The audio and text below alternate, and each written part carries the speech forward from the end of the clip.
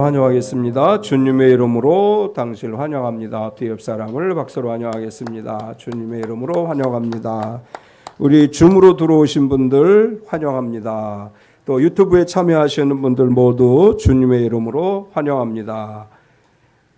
저기 지금 우리 박효우 장로님 손은 들었고, 우리 이공원 집사님, 그 다음에 정수 집사님, 조태진 안수 집사님, 차준주 집사님 환영합니다. 유튜브에 들어오신 분 중에 이름 남기신 사람은 박성호 집사님, 조현정 집사님 환영합니다. 다른 분들 이름 없어서 모르겠습니다. 들어오신 분 모두 주님의 이름으로 환영합니다. 우리 서로서로 축복하겠습니다. 몸은 건강하게, 마음은 평안하게, 삶은 행복하게.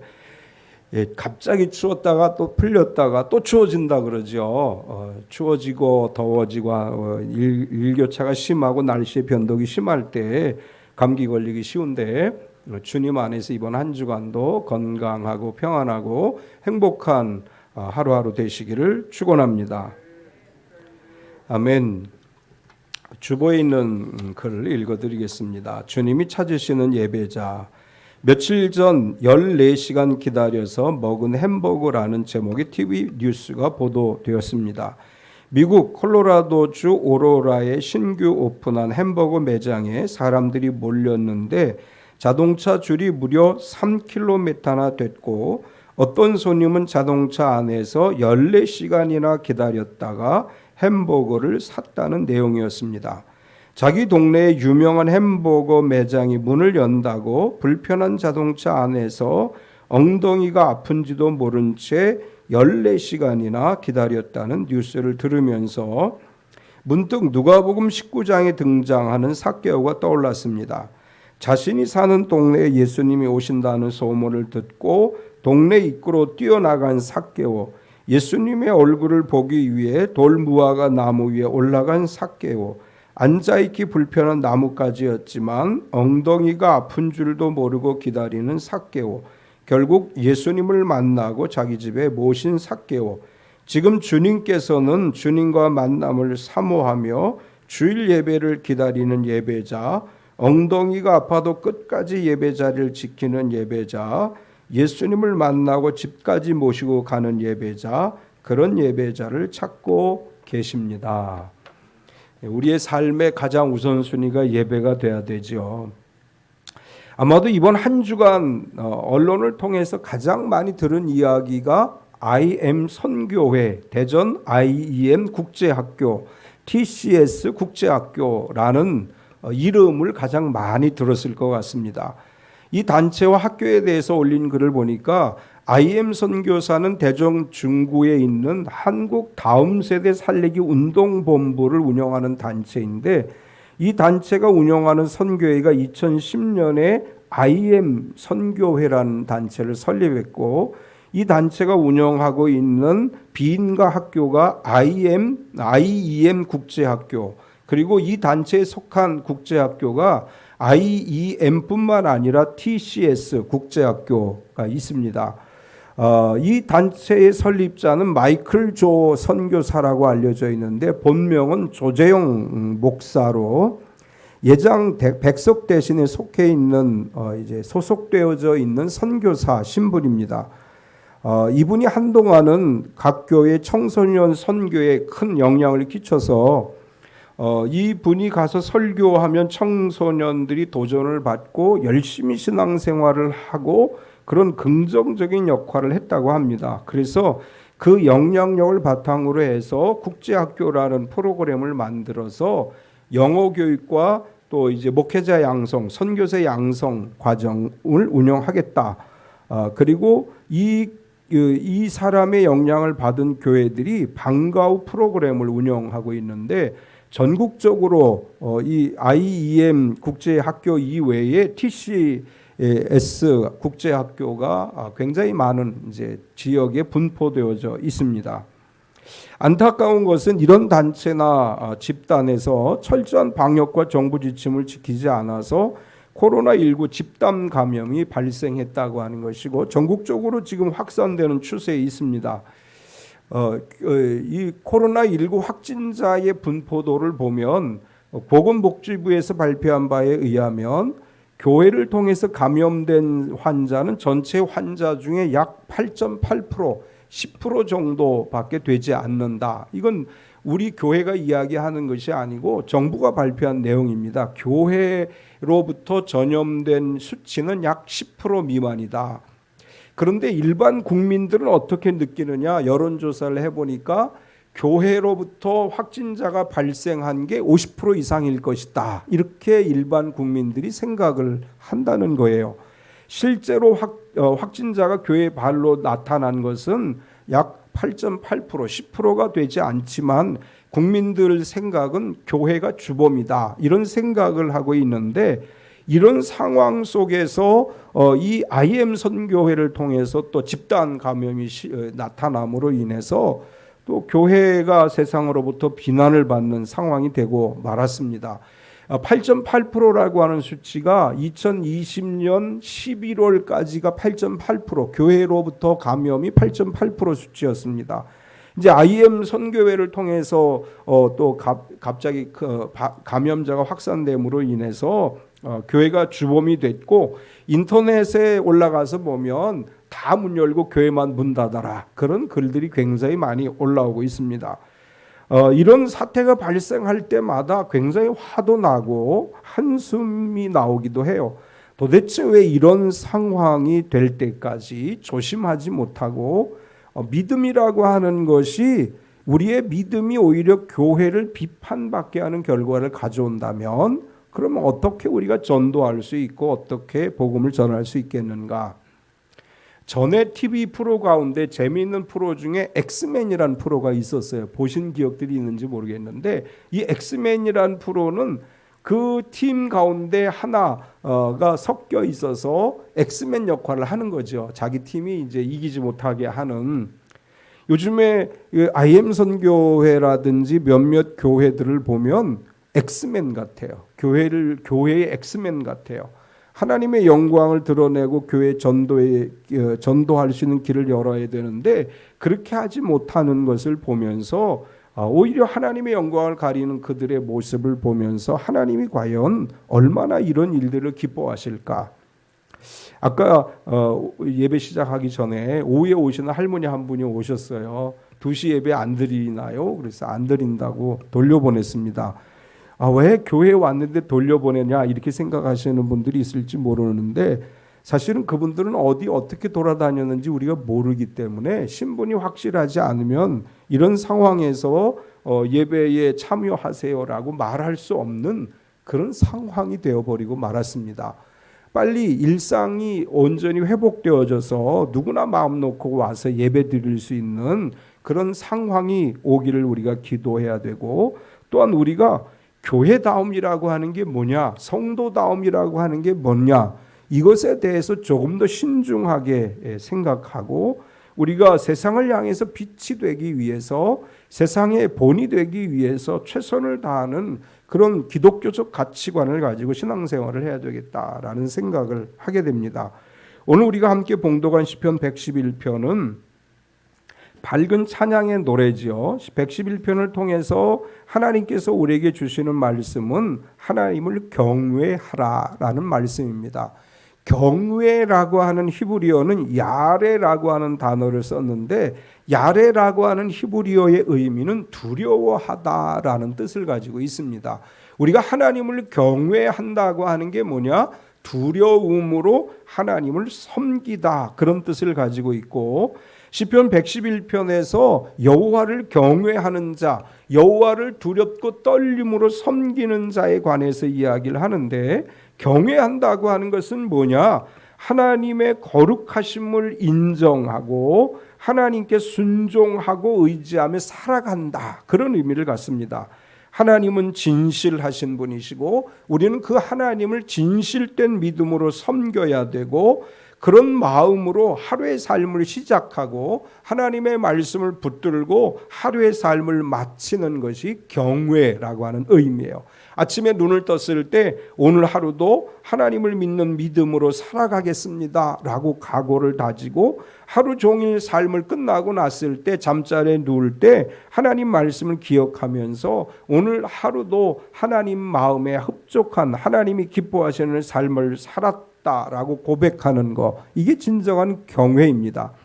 오늘 시인이 노래하고 있는 하나님을 경외하는 성도로 살아가는 마음을 우리가 갖고 하나님을 경외하는 성도가 돼야 되는데, 여호와를 경외하는 자라는 제목으로 오늘 말씀을 나누려고 합니다. 오늘 시인은 본문을 통해서 우리에게 세 가지를 이야기해 주고 있는데, 첫 번째로 여호와께서 행하시는 일에 대해서 노래하고 있습니다.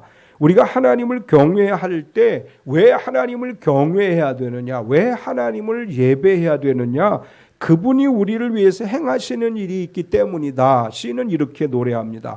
물론 하나님이 우리를 위해서 행하시는 일은 수도 없고 셀 수도 없습니다. 요한복음 마지막에 가서 보면 그리스도께서 이 땅에 오셔서 하신 일들을 기록하면 그 책을 보관할 데도 없다, 이런 표현을 했어요. 하나님이 우리를 위해서 행하시는 일은 셀 수도 없이 많지만, 오늘 시인은 하나님께서 우리를 위해 행하시는 일, 우리가 경외해야 될 하나님께서 우리를 위해 행하시는 일에 관해서 이렇게 이야기를 해요. 여호와께서 행하시는 일이 크십니다. 1절과 2절을 보면 할렐루야, 내가 정직한 자들의 모임과 회중 가운데서 전심으로 여호와께 감사하리로다. 왜 감사하느냐? 2절에 여호와께서 행하시는 일들이 크시오니 이를 즐거워하는 자들이 다 기리는도다. 내가 하나님을 찬양하겠다, 하나님께 감사하겠다라고 고백하면서 왜 그렇게 하느냐, 왜 우리가 하나님을 경외하느냐, 여호와께서 행하시는 일들이 크기 때문이다, 이렇게 노래합니다. 특별히 정직한 자들의 모임과 회중 가운데서라고 노래하고 있는데, 정직한 자들의 모임이라는 것은 하나님을 경외하는, 하나님을 신실하게 믿는 성도들을 의미하는 것이고, 모임과 회중이라고 하는 것은 크고 작은 예배를 이야기하는 것입니다. 몇 사람이든지 하나님을 예배하기 위해서 모이는 그 모임의 자리에서 하나님께 전심으로 감사하겠다. 여기서 감사한다는 이야기는 감사의 기도와 감사의 찬양을 의미하는 것으로서, 왜 하나님께 내가 감사 찬양을 드리고 감사 기도를 하느냐, 그분이 우리를 위해서 행하신 일이 너무나 크기 때문이다. 여기서 행하신 일이라고 하는 히브리어의 의미는 천지 창조를 이야기하는 것입니다. 하나님께서 태초에 천지를 창조하셨고, 그리고 지금까지 우주의 역사를 주관하시고 인류의 생사화복을 주관하시는데, 그걸 전부 다 통틀어서 뭐라고 얘기하느냐? 하나님이 행하시는 일들이라고 설명을 합니다. 하나님이 행하신 일들은 너무나 커요. 천지를 만드신 하나님의 그 놀라우심, 어제 TV에 AI와 인간이 대결하는 그런 프로가 있었어요. 보셨어요? 뭐 노래 그 전에는 노래 장면 대결하고, 어제는 뭐 골프 대결하는 이런 거 나왔는데, 그거 보면서 어떻게 생각하시죠? 야, 사람이 저런 걸 다 만들어서 대단하다, 이런 생각하셨죠. 그것도 대단한데 하나님은 세상을 만드셨어요. 우리가 생각할 수 없는 이 엄청난 세상을 만드셨고, 또한 우리의 삶을 주관하시는 거예요. 역사를 보면, 이 인류의 역사를 보면 이 역사를 주관하시는 특별한 분이 계신다는 것을 인정할 수밖에 없어요. 이 역사의 주관이라든지 자연계의 현상이라든지 이런 것들을 볼 때 시인은 노래하는 거예요. 여호와께서 행하신 일들이 너무나 크십니다. 하나님이 행하신 일들은 우리가 생각할 수도 없는 엄청나게 놀라운 일들입니다. 그래서 우리는 하나님을 경외하고, 그래서 하나님을 찬양하는데, 하나님이 행하신 일들을 늘 기리며 그분을 찬양합니다. 기린다는 말은 두고두고 생각한다, 연구한다, 알고 싶어한다, 그런 뜻이에요. 우리가 하나님을 경외한다는 것은 하나님이 우리를 위해 행하신 일들을 기리는 거예요. 아는 거예요. 그것을 생각하는 거예요.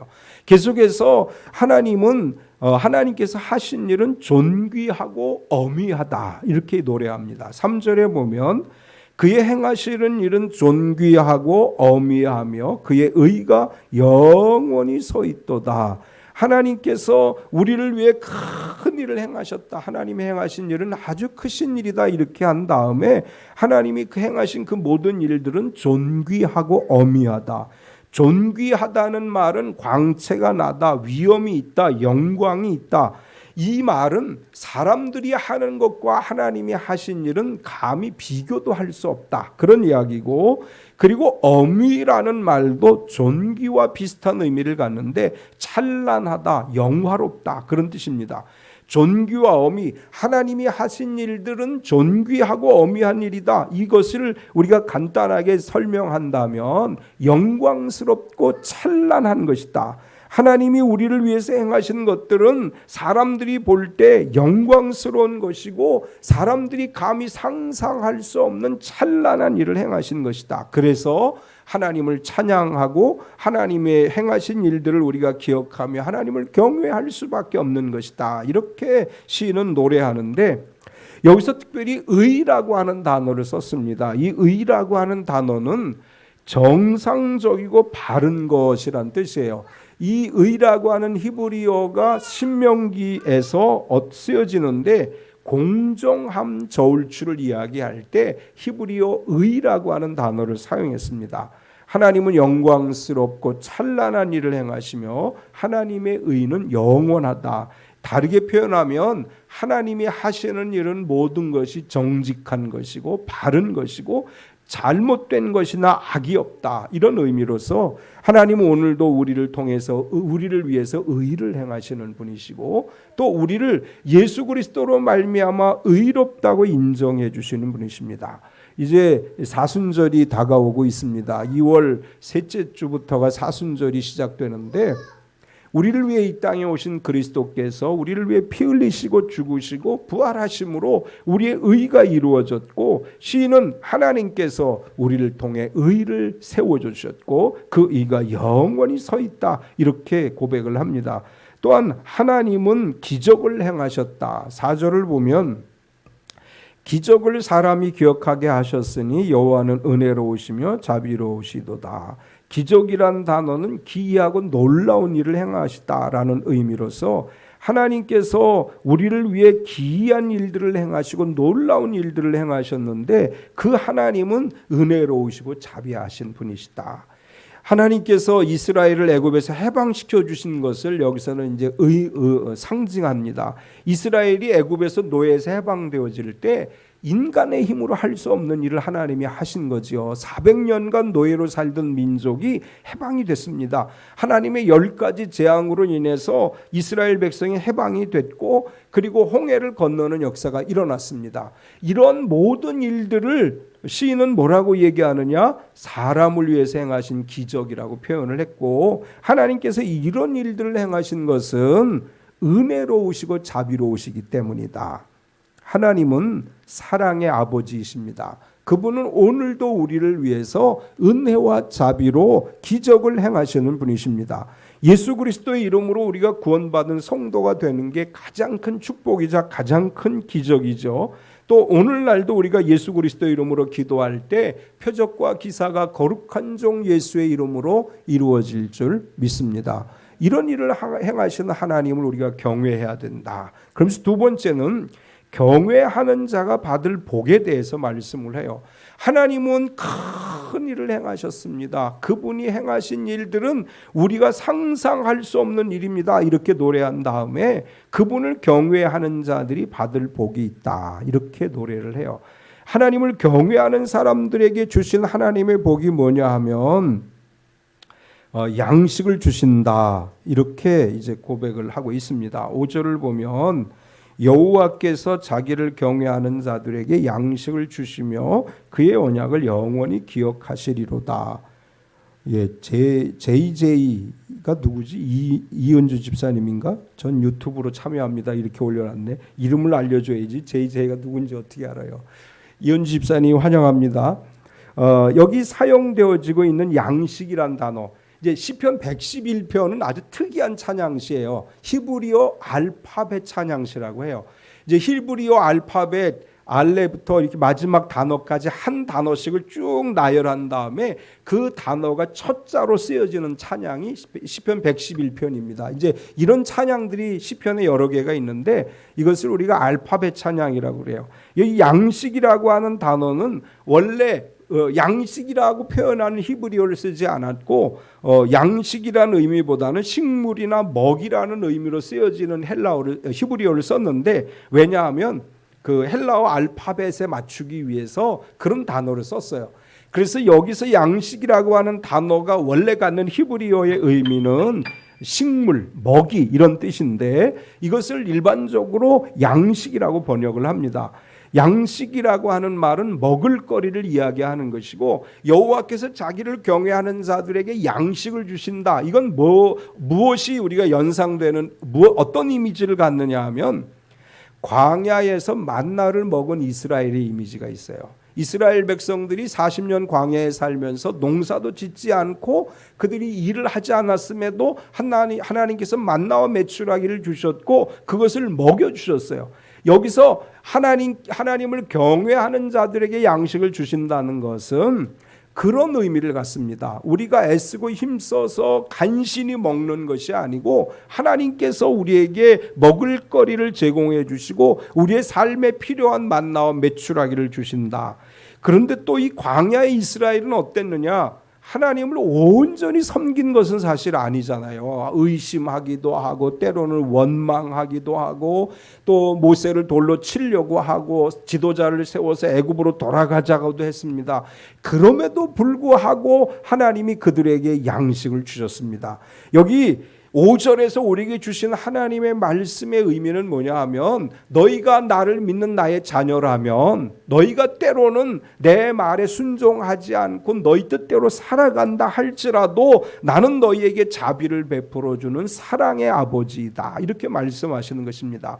우리가 믿음 생활하면서 때때로 하나님이 기뻐하지 않는 삶을 살아갈 때도 있어요. 때로는 하나님 앞에 우리가 온전한 모습으로 서지 못할 때도 있습니다.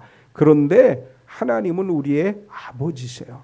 아버지는 자녀들이 잘못했다고 바로 매를 드는 사람이 아니죠. 잘못해도 기다리는 게 아버지 마음이에요. 여기 자기를 경외하는 자들에게 양식을 주시고 그 언약을 영원히 기억하신다, 이 말은 사랑과 자비의 하나님께서 언제나 우리를 참고 인내하고 기다려 주시면서 우리의 필요를 채워주시는 분이시다.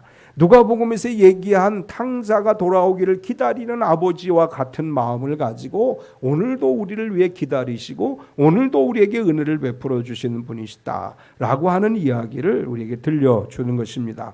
하나님을 경외하는 성도들에게 또한 문나라의 기업을 주신다. 6절을 보면 그가 그들에게 문나라의 기업을 주사 그가 행하시는 일의 능력을 그들에게 알리셨도다. 이 구절을 현대어 성경으로 보면 하시는 일 얼마나 힘이 있으신지 주님 백성에게 드러내신다. 문 나라를 그들 차지가 되게 하신다. 하나님께서 하나님을 경외하는 자들에게 그 문 나라의 기업을 얻게 하신다, 이렇게 말씀하시고 있습니다. 하나님께서 그의 성도들에게 살아갈 기업을 주시고 살아갈 일터를 주시고 하나님이 주시는 풍성한 복을 누리게 하실 줄 믿습니다. 우리가 하나님께서 열방을 기업으로 주시는 뭇 백성들을 뭇 나라들을 기업으로 주시는 그 은혜를 기대하면서 오늘도 하나님을 경외하는 믿음으로 살아가야 될 줄 믿습니다. 또한 하나님을 경외하는 자들에게 하나님은 손으로 진실과 정의를 행하십니다. 7절에서 9절까지를 보면 그의 손이 하는 일은 진실과 정의이며 그의 법도는 다 확실하니 영원 무궁토록 정하신 바요 진실과 정의로 행하신 바로다. 여호와께서 그의 백성을 속량하시며 그의 언약을 영원히 세우셨으니 그의 이름이 거룩하고 지존하시도다. 하나님께서 손으로 하시는 모든 일은 진실과 정의다, 이렇게 이야기해요. 다르게 표현하면 전능의 오른손으로 하나님이 우리를 위해서 행하시는 모든 일들은 진실하고 정의로운 것이다. 진실하다라는 말은 거짓이 없다라는 의미이고 정의를 세운다는 말은 심판하신다는 의미를 갖습니다. 하나님께서 오늘도 우리를 위해 진실과 정의로 행하시는데 하나님이 손으로 하는 모든 일의 결과는 속량하신다. 9절에 여호와께서 그의 백성을 속량하시며, 이 속량이라고 하는 단어의 의미는 몸값을 지불하고 석방하다, 그런 뜻입니다. 하나님께서 우리를 위해 정의와 공의를 행하시고 진실로 정의를 세우시는데 그 하나님께서 우리를 속량하셨다. 그것은 하나님께서 우리를 위해 독생자 예수 그리스도를 보내주셨고 예수 그리스도의 그 보혈로 말미암아 우리를 구원하심을 의미하는 것입니다. 하나님은 오늘도 전능하신 오른손으로, 의로운 오른손으로 우리와 함께 하시는 줄 믿습니다. 그 하나님의 손 안에서 영혼과 몸과 삶의 모든 것, 전 인격이 형통하고 복된 삶의 결과를 누리게 될 줄로 믿습니다. 세 번째는 여호와를 경외하는 것은 어떤 것이냐? 여호와를 경외하는 자가 받을 복에 관해서 노래한 다음에 여호와를 경외하는 것에 대해서 노래하는데, 여호와를 경외하는 것은 뭐냐? 지혜의 근본이다, 이렇게 노래해요. 10절을 보면 여호와를 경외함이 지혜의 근본이라. 여기서 지혜의 근본이라고 하는 것은 모든 지혜가 시작되는 것이 하나님을 경외하는 것이다, 그런 뜻이고, 여기서 말하는 지혜라고 하는 것은 뭐냐 하면 그 하나님을 경외하는 성도들이 하나님을 믿고 하나님을 알게 되는 지식과 지혜를 갖고 그 가진 지혜로 두렵고 떨림으로 하나님을 경외하는 것을 이야기하는 것입니다. 우리가 여호와를 경외한다고 하는 건 뭐냐? 모든 지혜의 시작이에요. 하나님을 경외하는 것은 하나님을 아는 지식, 그리고 하나님이 우리에게 주시는 성령의 지혜를 가지고 살아가는 모든 삶을 승리하는 것이다, 이렇게 표현할 수 있습니다. 우리가 하나님을 경외함으로 성령께서 우리에게 지혜를 주시는데, 하나님이 우리에게 주시는 지혜는 세상이 주는 것과 같지 않다. 고린도전서 1장 21절에 보면 하나님의 지혜에 있어서는 이 세상이 자기 지혜로 하나님을 알지 못하므로 하나님께서 전도에 미련한 것으로 믿는 자들을 구원하시기를 기뻐하셨도다. 우리가 전도를 통해서 예수님을 만나는데 그게 지혜라는 거예요. 하나님을 알게 되는 게 지혜고 하나님을 섬기는 것이 지혜입니다. 우리는 하나님을 아는 지혜를 가진 사람들이고 하나님을 경외하는 지혜를 가진 사람들이에요. 우리가 이 믿음 가운데 살아가게 될 때 하나님을 경외하는 자들에게 주신 은혜와 복을 누리게 하실 줄 믿습니다. 하나님을 경외하는 건 또 뭐냐? 계명을 지키는 것이다. 10절 중간 부분에 보면 그의 계명을 지키는 자는 다 훌륭한 지각을 가진 자이니 하나님을 경외하는 것이 지혜의 근본이다, 이렇게 말한 다음에 하나님을 경외하는 게 뭐냐? 그의 계명을 지키는 것이다. 근데 그의 계명을 누가 지키느냐? 훌륭한 지각을 가진, 훌륭한 통찰력을 가진, 훌륭한 신중하고 훌륭한 통찰력과 깨달음이 있는 사람들이 하나님의 계명을 지키는 것이다. 무지하고 어리석은 자들은 하나님의 계명을 따라 살지 않는다, 그런 말입니다. 왜 우리가 하나님의 계명을 지키느냐? 그 말씀 안에 하나님이 약속하시는 약속의 복이 있고 구원이 있고 생명이 있기 때문에 우리는 그 말씀의 계명을 지키며 살아가는 것이고, 말씀의 계명을 따라 살아가는 것이 하나님을 경외하는 것입니다. 육체의 쾌락과 또한 내가 하고 싶은 대로 살아가는 것은 어리석고 미련한 일이고, 하나님의 말씀을 따라 살아가는 것이 지혜로운 것이고, 하나님의 말씀을 따라 살아가는 것이 진정한 깨달음과 통찰력을 가진 성도들의 삶이고 하나님을 경외하는 삶의 모습인 것입니다. 마지막으로 하나님을 경외하는 게 뭐냐? 영원히 하나님을 찬양하는 것입니다. 10절 마지막 부분에 보면 여호와를 찬양함이 영원히 계속되리로다. 하나님을 경외하는 성도는 하나님을 찬양하는데 영원히 하나님을 찬양합니다. 하나님이 인간을 만드신 이유 중에 하나가 찬양을 받으시기 위해서 우리를 만드셨어요. 하나님께서 우리를 구원받은 성도가 되게 하신 것은 우리로 하여금 하나님을 찬양하게 하기 위해서 우리를 구원하신 것입니다. 또한 우리가 이 세상에 살아가면서 영원토록 주님 앞에서 할 일은 뭐냐? 찬양하는 거지요. 우리가 이 땅에서도 하나님을 찬양하지만 마지막 때 주님 다시 오셔서 그의 나라가 세워질 때 우리는 찬양, 하나님께 영원토록 찬양과 영광을 돌리는 일을 하게 되는 것입니다. 또한 우리가 이 세상에서 하나님을 찬양할 때 그 찬양 중에 하나님이 함께 하십니다. 시편 22편 3절에 보면 이스라엘의 찬송 중에 계시는 주여 주는 거룩하시니이다.